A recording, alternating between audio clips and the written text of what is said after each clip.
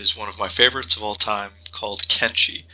I've played it even more than some of my other top games of all time, Skyrim and Elden Ring. It's a very difficult game that can be frustrating at times. There are several different starting options. You can start as different factions or start in different areas, but this is one that plops you kind of in the middle of the game world and you're kind of on your own. This one gives you a dog to start with here, and you're kind of on your own. You have a stick and you have some rags, and it's kind of up to you to survive. This is actually one of the easiest ways to start the game. It puts you in the middle of the map and close to one of the easier cities to navigate, which I know is right down here, called Hub. Kenshi is really a true sandbox type game. It's up to you to build your own adventure and set the story up.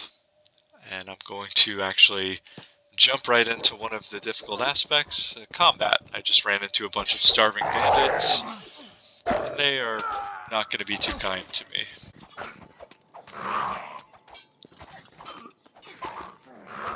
But this is what I mean by build your own adventure. I just started this playthrough, and already I'm getting into trouble. It looks like some settlers are helping me out. You can see red obviously is bad guys, but amazingly I managed to survive that encounter. I think largely due to these settlers here that decided to help me out. Gizmo is unfortunate. My dog is unconscious here, but now I can loot these guys and see if there's anything worth having. Looks like this starving bandit has some armor that I want to take. So that's kind of how things can go in Kenshi. I started out in rags, I'm still kind of in rags, but now I have some armor too. And you can slowly kind of upgrade like many RPG games. You can build your character and grow and develop. The story in this game is pretty minimal, but as you play, you run into different factions and different characters and that just exist in this world at the same time that you do. The story sort of builds itself organically. So you start the game as quite a weakling. You get defeated by every starving bandit you see, and you can't survive much. Eventually, as you grow and get stronger weapons, abilities, stronger teammates, and eventually not much can stop you. Grow to kind of dominate the other factions if you want, or you can ally with other factions, become friendly with them. It's quite a deep system. There are a few major factions in the game. One of them I'm currently at war with in this game playthrough, which is the Empire, United Cities. They're kind of in this northeast area. I pretty much always go to war with them and start freeing all their slaves. There's also the Holy Nation in the upper left corner here. There's a bunch of there's swampers down here, and you can see I'm enemies with a lot of them, but I've allied with some others, and you can see there's some mods in here that have added some extra factions that are kind of fun to experiment with. That's another thing about Kenshi that's nice, is that it's very mod friendly. There are actually hundreds of mods that you can try. They can do quite a lot. Like you can, if you don't have a whole lot of time to grind out your characters, you can increase your experience gained. You can add different weapons and factions and characters. There's several overhaul mods that help you.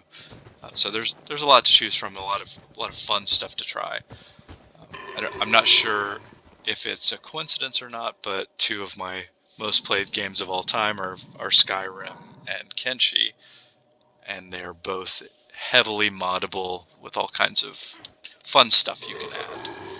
But the level of choice is incredible. You can, as I said, you can ally yourself with whoever you want. You can be a merchant. You can free people who are enslaved, or you could go a dark route yourself and be a bad guy. I mean, it's entirely up to you. If you want to build a bunch of fortresses, you can.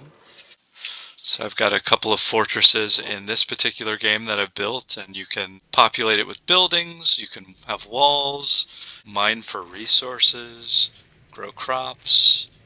There's a lot you can do, and you can split your forces however you want. Like here in this north base, I've got a bunch of people, and you can see also that you'll get attacked as well. I have looks like a bunch of cannibals have attacked this base, and they did not make it. I've got some relatively strong armory guarding here, some crossbows and so forth. Yeah, there's a lot you can do here.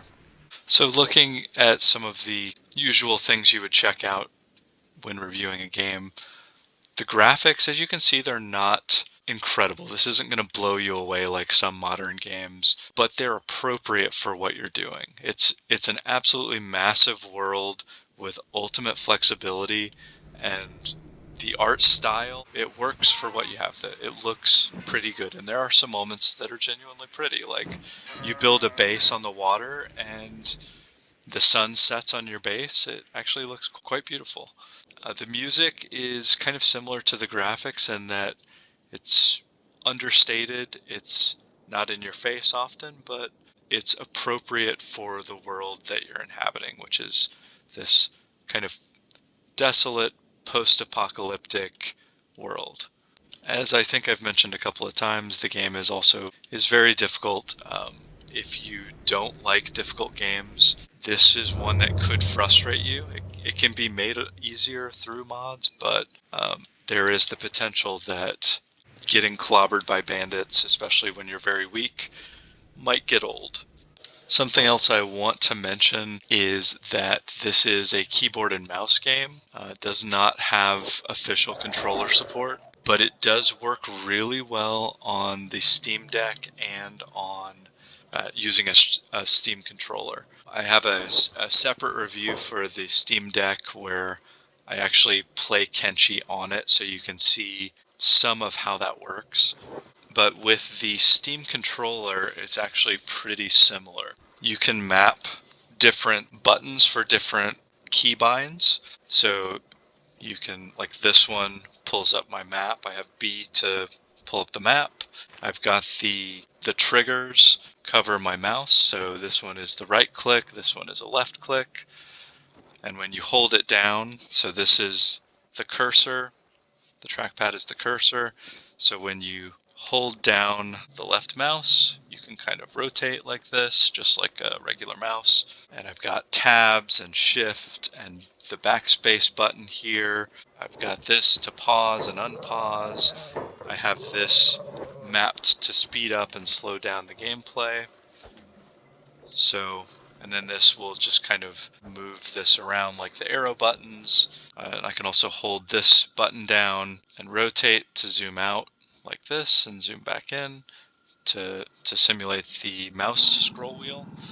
And you can also, I don't think I have them set up right now, but you can also layer in different shift. So like this could be 1, 2, 3, 4, and then you hold down a trigger button, 5, 6, 7, 8, and then hold down a different one, different keybinds mapped. So you can add a lot of options to the point where it can become even confusing. You have to test your memory to remember all your keybinds. The flexibility is quite excellent using a Steam Deck or a Steam controller.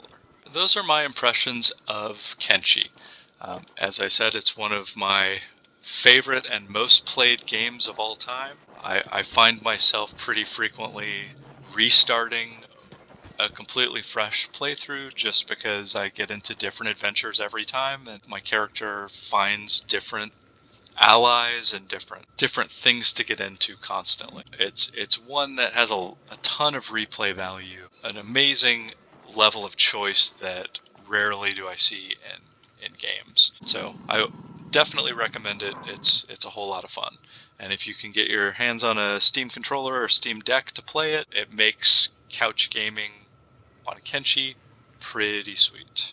If there are any questions about Kenshi, like how I set up my Steam controller or which mods I'm using, really anything else, just sound off in the comments. I'm glad to answer anything. Thanks for watching.